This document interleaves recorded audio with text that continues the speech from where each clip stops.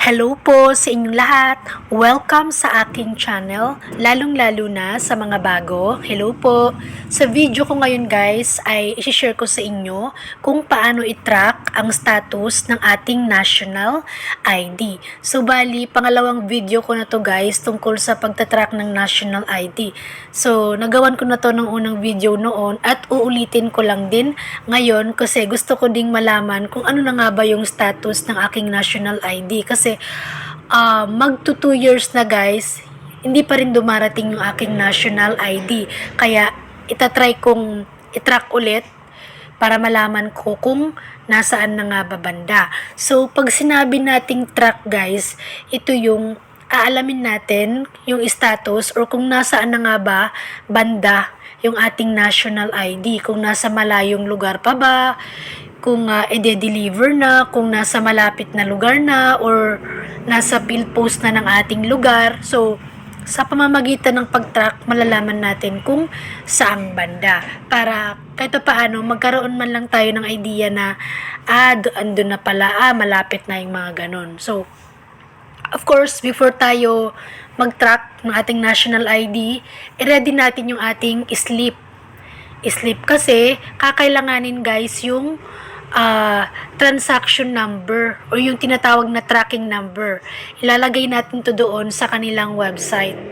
Kasi ito yung pinaka-key natin para malaman natin yung location ng ating national ID. So, di ba kapag nagpagawa tayo ng national ID, after nating matapos yung proseso ng pagpapagawa, binibigay sa atin. Bali, dalawa yung binigay sa akin. Ito yung una, yung dalawang copy to kung hindi ako nagkakamali. Yung isang copy na sa kanila, itong isa binigay sa akin. So, yung mga, pinilapan ko lang yung mga some of my personal informations. Excuse.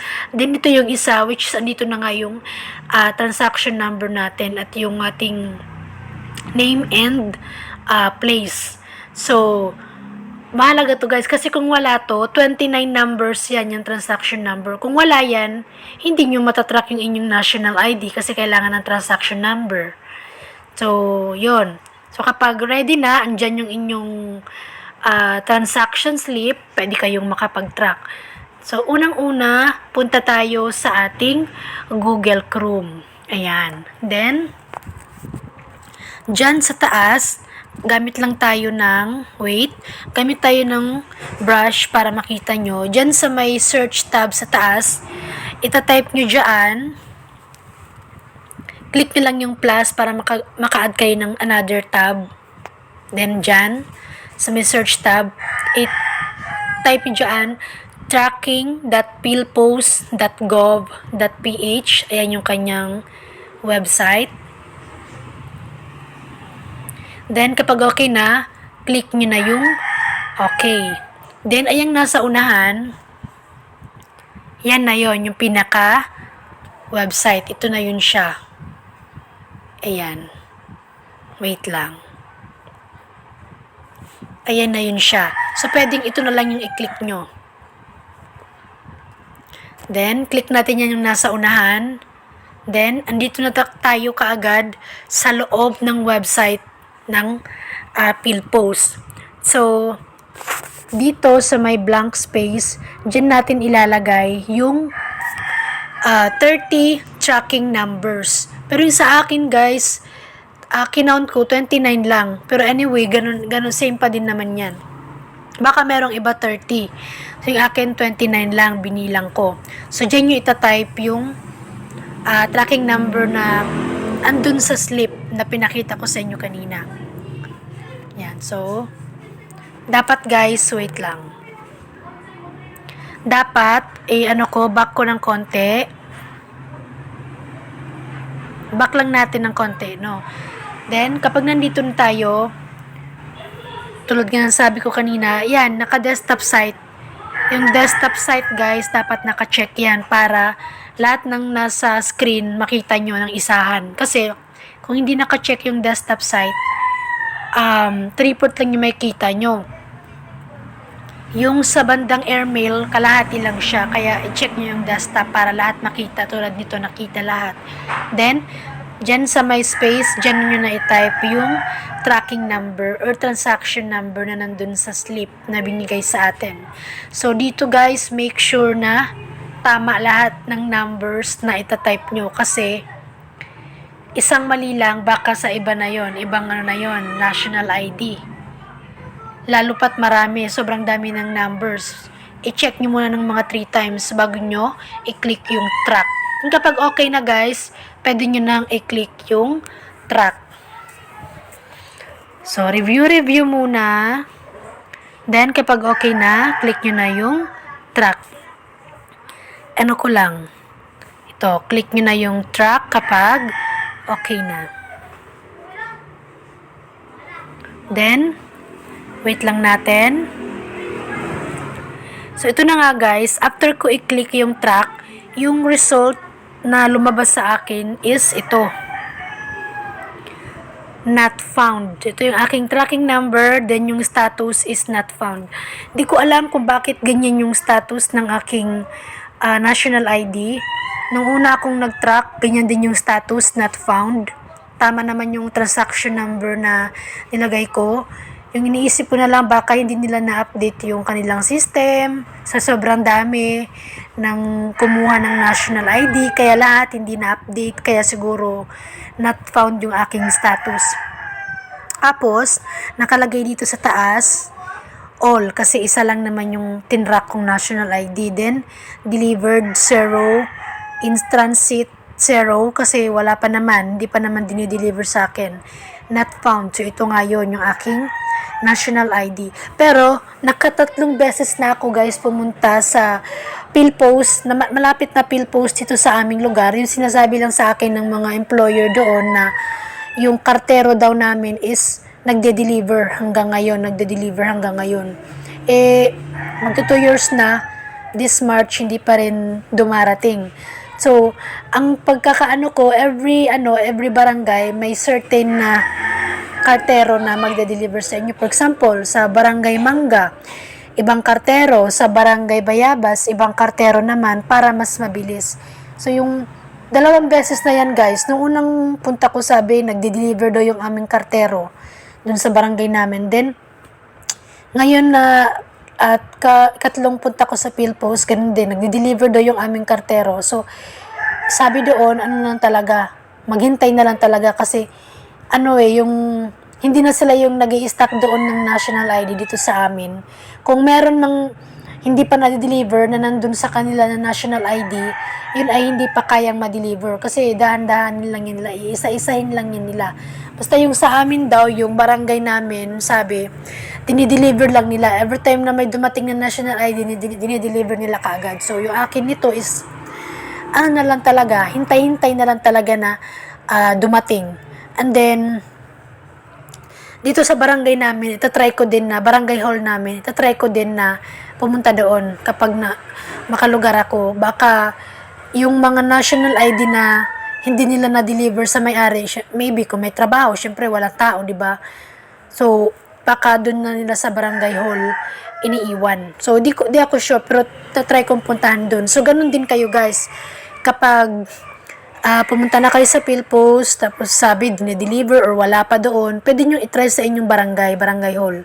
Baka doon nilalagay yung lahat ng national ID na hindi na-deliver sa may-ari. Doon iniiwan sa barangay. So, pwede nyo itry. Kasi itatry ko din yun. So, anyway, ganun lang guys. Ganun lang yung proseso ng pag-track ng national ID. Ganun lang naman. Sadyang merong iba na mabilis lang dumating yung sa kanila, merong iba na matagal, pero yung meron kaming kakilala guys na nauna lang kami ng 1 to 2 days. Pero yung sa kanila, nakuha nila, I think, November pa, or di ko na kasi natandaan, basta I think September, basta last year pa nila nakuha yung kanilang national ID. Doon sila kumuha ng national ID sa mall. Isang mall na sikat dito sa lugar namin. Kumuha kami ng national ID dito lang sa aming barangay hall. Kaya nagtaka ako bakit yung sa kanila nauna pa yung sa kanila na dumating. Samantala, mas nauna kami ng mga 2 days na kumuha ng national ID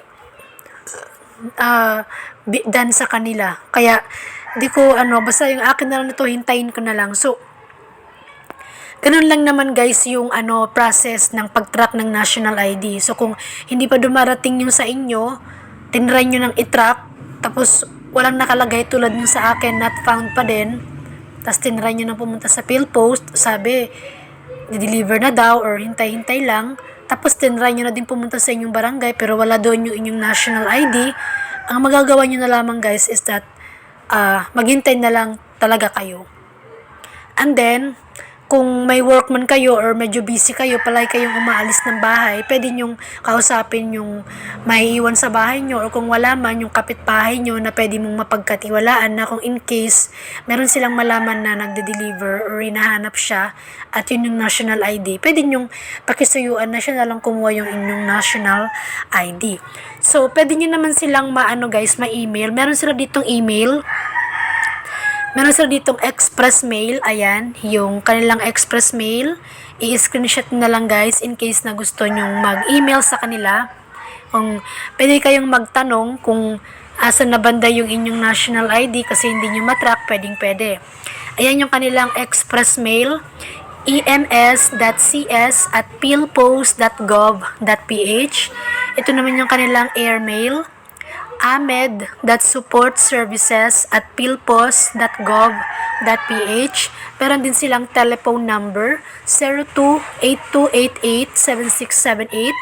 Then, meron din sila isa pang email, philpostcares@philpost.gov.ph. So, itong email naman nila na ito, dapat pag nag-email kayo around starting from 8 a.m. to 5 p.m. lamang. Kasi, yan lang yung bracket time na siguro online yung mga naka-assign sa kanilang dito sa kanilang call center services, mga messaging services, yan yung time.